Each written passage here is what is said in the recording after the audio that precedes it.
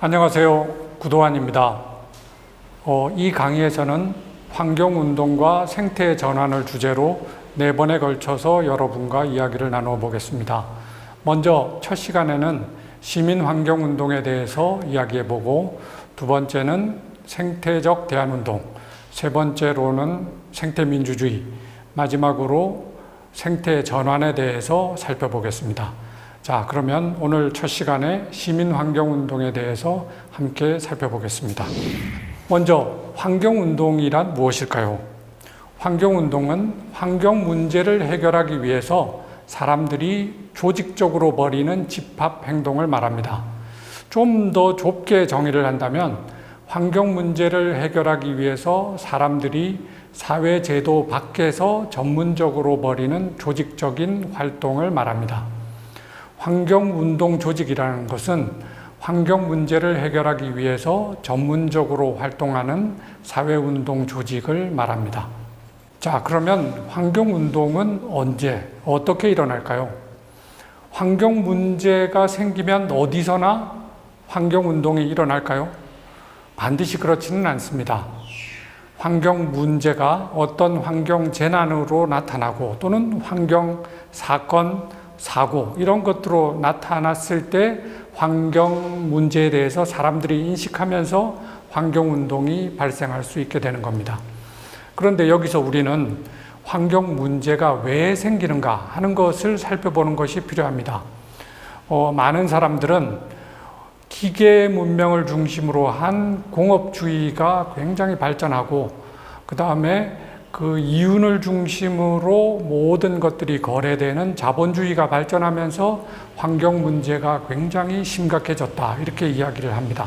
이런 사회 구조를 바탕으로 환경 문제가 심각해지는 것이죠.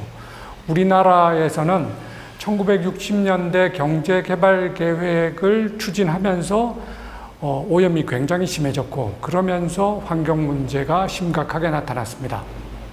다음으로는 정치적 기회구조라는 것을 볼 필요가 있습니다. 만약에 환경 문제가 굉장히 심각한데도 그 문제를 해결하기 위해서 사람들이 목소리를 내는 것을 철저하게 억압하는 정치 체제라면 환경운동이 일어나기가 매우 어렵겠죠. 그래서 정치 체제가 열려 있는가 닫혀 있는가, 그리고 문제를 해결하려는 사람들이 많이 있는가 없는가, 이런 것들을 정치적 기회 구조라고 하는데, 여기에 따라서 환경운동이 아주 잘 완만하게 발전할 수도 있고 전혀 발전하지 않을 수도 있고, 때로는 폭동 같은 형태로 나타날 수도 있습니다. 그래서 정치적 기회 구조가 환경운동의 발생에 영향을 미치는 중요한 변수라고 할 수 있습니다. 다음으로는 이제 이 환경 문제를 문제로 인식하는 사람들이 얼마나 많은 의사소통을 하는가, 커뮤니케이션이 매우 중요합니다. 예를 들면 1991년 페놀 오염 사고가 낙동강에서 일어났을 때 많은 사람들이 이 문제로 고통을 받고, 그것 때문에 이제 신문에도 크게 보도되고 그랬습니다. 그런 과정에서 사람들의 환경의식이 굉장히 발전하게 되었죠. 그래서 커뮤니케이션이 매우 중요합니다. 이런 것들을 종합해서 사람들의 환경의식이 매우 높아질 경우에는 환경운동이 발전할 가능성이 매우 높아집니다. 만약에 오염이 굉장히 심각한데도 불구하고 우리는 환경 문제는 별로 중요하지 않고 경제성장이 훨씬 중요하다, 이렇게 생각하는 사람들이 많을 때는 환경운동이 발전하기 어렵겠죠. 그래서 우리는 이런 여러 가지 변수들이 다 함께 작용할 때 환경운동이 발전할 수도 있고, 그 다음에 별로 발전하지 않을 수도 있다 하는 사실을 아는 것이 중요하겠습니다. 자, 그러면 우리나라 환경운동의 역사에 대해서 살펴보겠습니다. 우리나라 환경운동은 1970년대에는 반공해 집합행동으로 시작되었습니다. 처음에는 이 공해 문제라는 말이 굉장히 많았고 특별한 환경운동 단체가 없었습니다. 그러다가 1980년대 반공해 운동이라고 부르는 운동이 등장하게 됐는데, 이때는 민중이 피해자니까 민중 중심으로 이 공해를 낳는 피해 구조를 없애야 된다. 이렇게 주장하는 운동이 발전하게 되었습니다. 1990년대는 1987년 민주화 이후로 다양한 형태의 시민운동이 발전하게 되고, 그러면서 시민환경운동, 그리고 다른 한편으로 생명운동이 발전하게 되었습니다. 2000년대 이후에는 시민환경운동이 점점 자리를 잡게 되고 여러 가지 풀뿌리 운동 이런 것들이 많이 생기게 되었습니다. 자, 그러면 각 시기의 운동을 좀 더 자세히 살펴보겠습니다. 먼저 1960년대 경제개발계획 이후로 환경 문제가 굉장히 심각해졌다고 여러분께 말씀드렸습니다. 1961년 5.16 쿠데타로 집권한 육군 대장 박정희는 1962년에 울산공업단지 기공식에서 이렇게 연설을 했습니다. 공업 생산의 검은 연기가 대기 속에 뻗어가는 그날엔 국가 민족의 희망과 발전이 눈앞에 도래하였음을 알 수 있을 것이다 라고 말했습니다. 이렇게 해서 검은 연기가 대기 속에 뻗어나가고 폐수가 하천과 바다를 오염시켰고 결국 많은 오염 피해가 생겼습니다. 1970년대에는 울산 삼산 평야에 대기오염 이런 게 너무나 심해져서 벼가 다 말라 죽는 이런 사고가 생겼습니다. 그래서 농민들이 기업이나 관공서에 몰려가서 피해 대책을 요구했지만 제대로 피해를 받지 못하는 이런 사태가 1970년대에 많이 일어났습니다. 1977년경에는 전남 여천군 낙포리라는 마을에 남해 화학으로 인해서 농작물 건강 피해가 발생해서 주민들이 피해 보상을 요구하는 이런 일들도 있었습니다. 이렇게 이제 공해 문제가 굉장히 심각한 와중에 1978년에는 낙동강 보존회라는 단체가 생겨서 낙동강 하구뚝 건설을 반대하는 이런 자연보호운동도 벌이게 되었습니다. 자, 이제 그러면 1980년대로 넘어가 보겠습니다. 1980년대에는 여전히 이제 군사 독재가 굉장히 억압적인 상황이었죠. 그때 이제 민주화 운동을 하던 많은 이제 운동가들 이런 사람들이 공해 주방 운동을 시작했습니다. 1982년에는 한국공해문제연구소가 생겼고 1986년에는 공해 반대 시민운동협의회, 1987년에는 공해주방운동 청년협의회가 생겼습니다. 자, 그러면 이때 이제 공해주방운동에 적극적으로 참여했고 한겨레 신문에서 오랫동안 기자로 일한 조홍섭 기자가 1980년대 강연을 하면서 어떤 이야기를 했는지 한번 들어보겠습니다. 왜 환경 문제를 이야기하는 자들은 늘 환경 문제는 우리 모두의 책임이라고 이야기하느냐? 구조의 문제를 개인의 문제로 돌리려고 한다. 사회 변혁을 막는 현상 유지 세력은 늘 공해 문제라고 하지 않고 환경 문제라고 한다. 따라서 우리는 그런 낡은 시각을 버려야 한다. 우리는 공해 문제로 봐야 한다. 이건 체제의 문제고 노동자, 농민의 문제다. 이렇게 말했습니다. 그렇지만 그는 이런저런 일을 하게 되면서 그런 생각이 좀 바뀌게 되었고 지금은 환경 문제를 해결하기 위해서는 개인의 실천이 매우 중요하다. 이렇게 이야기하고 있습니다. 1980년대 이제 공해 주방 운동을 했던 또 다른 한 분의 이야기를 들어보겠습니다. 이 서진옥 선생은 주부로서 1980년대 크리스찬 아카데미, 지금의 대화문화 아카데미라는 곳에서 여성 주부 교육 프로그램에 참여했습니다. 여기서 교육을 받은 이후에 이 서진옥 선생은 삶이 완전히 바뀌어서 새로운 인간으로 태어나는 그런 경험을 했습니다. 그러면서 그 수업을 들으면서 공해 문제가 매우 심각하다는 것을 알게 되었고, 그 사람들의 생명과 건강을 지키기 위해서 주부들과 함께 1986년에 공해 반대 시민운동협의회를 창립했습니다. 이분이 그때 어떤 마음으로 그런 운동을 시작했는가 하는 이야기를 들어보겠습니다. 우리는 엄마들이니까 우리는 생명을 살려야 된다. 우리 새끼들을 이 땅에서 건강하게 살려야 한다. 이런 생각으로 운동을 했다고 합니다. 자, 그러면 이 1980년대 환경운동을 시작한 장재현 재단법인 숲가나눔 이사장의 이야기를 들어보겠습니다. 그는 이제 그 약학대학에 다니면서 과학을 통해서 환경운동을 할 수 있고 그렇게 하는 게 좋겠다 이런 생각을 갖게 되었다고 합니다. 그는 환경운동은 그 지역의 어떤 주민이나 또는 자연 생태를 위해서 하는 것이다.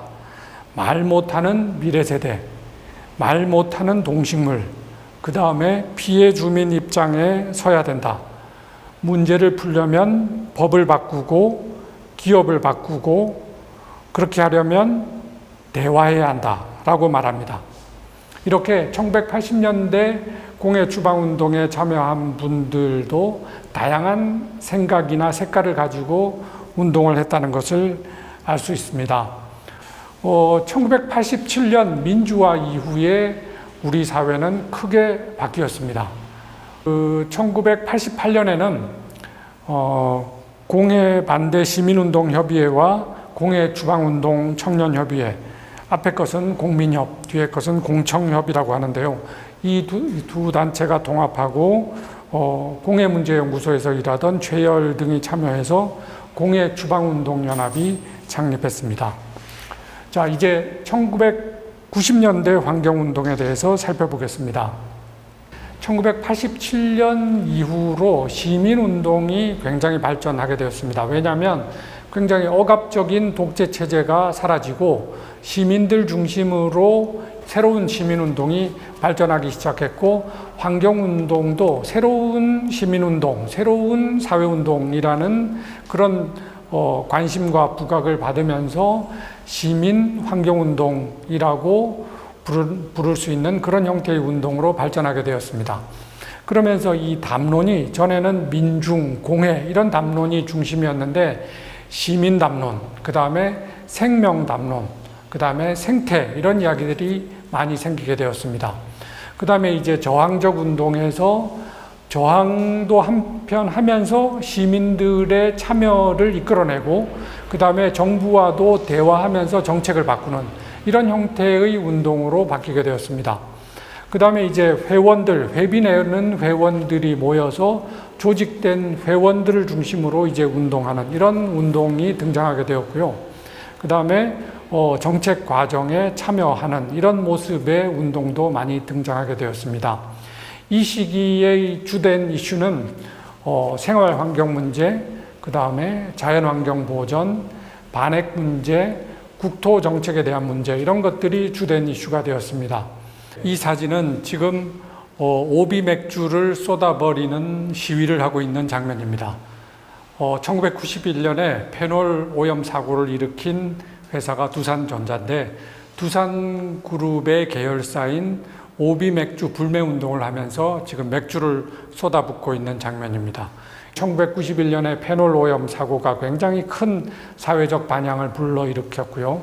그 다음에 방사성 폐기물 처분장 문제, 그 다음에 동강댐 반대운동, 새만금 간척사업 반대운동 이런 것들이 주된 사례입니다. 1992년에 환경정의가 경실련 환경개발센터라는 이름으로 창립했고 1993년에는 공해 주방운동연합과 지역의 몇 개 단체들이 합쳐서 전국적인 단체로 환경운동연합이라는 단체로 재탄생했고요. 1994년에도 푸른 한반도 되찾기 모임, 배달환경연합 이런 단체들이 모여서 1994년에 녹색연합이 이제 창립하게 되었습니다. 이 그래프는 설립 연도별 환경운동 조직 수를 살펴보는 그래프입니다. 1987년 이후에 이제 점점 새로 생기는 단체가 많아졌고, 2000년을 전후로 해서 거의 이제 그 피크를 찍는 이런 모습을 볼 수 있습니다. 이렇게 볼 때, 1987년 그리고 1990년대 이후에 환경운동 조직의 수가 굉장히 늘어났다는 사실을 알 수 있습니다. 자, 그러면 이제 2000년대 이후로 시민환경운동은 점점 커지고 자기 자리를 잡아가면서 회원도 늘어나고, 그 다음에 어떤 그 정책에 대한 참여 이런 것들도 늘어나게 되었습니다. 그래서 이런 것들을 시민환경운동이 제도화되었다 이런 표현을 쓰기도 합니다. 그 다음에 이제 그 새만금 사업 반대 운동에서 볼 수 있듯이 종교인들이 환경운동에 적극 참여하기도 했고요. 전문가들도 여러 형태로 환경운동에 참여하게 되었습니다. 특히 또 2010년대 이후로는 인터넷을 이용해서 개인들의 환경운동도 활발하게 일어나게 되었습니다. 작은 운동 조직도 늘어나게 되었죠. 다른 한편으로는 비타협적인 생명운동도 등장하게 되었습니다. 천성산 터널 반대운동에서 도롱뇽을 지키기 위한 환경운동 이런 것들도 2000년대 초반에 등장하게 되었습니다. 이 시기의 이슈는 기후변화, 탈핵, 탈석탄, 에너지 전환, 화학물질 등 여러 이슈가 등장했습니다. 이 시기의 주된 사례는 새만금, 천성산 터널, 4대강 사업, 그 다음에 그 허베이 스피리트호 기름 유출 사고, 가습기 살균제 문제 이런 것들이 주된 이슈로 등장하게 되었습니다. 자, 그런데 이제 환경운동을 보게 될 때 그 어떤 말로, 어떤 관점에서 환경 문제를 보는가가 매우 중요합니다. 1980년대에는 공해 추방, 공해라는 게 이제 주된 담론이었다면 1990년대에는 이제 그 시민, 환경 이런 말이 많아졌고, 그 다음에 이제 환경 문제를 해결하려면 환경을 잘 관리해야 된다 하는 환경관리주의도 등장하게 되었고, 1992년 리우데자네이루에서 열린 환경과 발전에 관한 유엔 회의를 계기로 지속가능 발전론 이런 것들도 주류 담론이 되었습니다. 그리고 이제 다른 한편으로 생명운동, 생명담론, 산림 이런 말도 1980년대 말 1990년대에 등장하게 되었죠. 2000년대 이후로는 지속가능 발전론이 주류 담론이 되었고, 생명평화라는 말도 많이 등장하게 되었고, 그 다음에 녹색당, 녹색정치, 녹색이라는 말도 많이 등장하게 되었습니다. 종합적으로 보면 시민환경운동은 환경 문제를 사회 문제나 정치적인 문제로 만들어서 사람들의 관심을 불러일으키는데 크게 성공했습니다. 그 결과 부분적으로 대기질이나 수질 이런 게 1970년대, 80년대에 비해서는 많이 좋아졌습니다. 그렇지만 기후변화 문제라든가 그 다음에 미세먼지 문제, 그 다음에 여러 가지 자연 파기 문제, 화학물질 문제 이렇게 해결해야 할 문제도 아직 매우 많이 있습니다.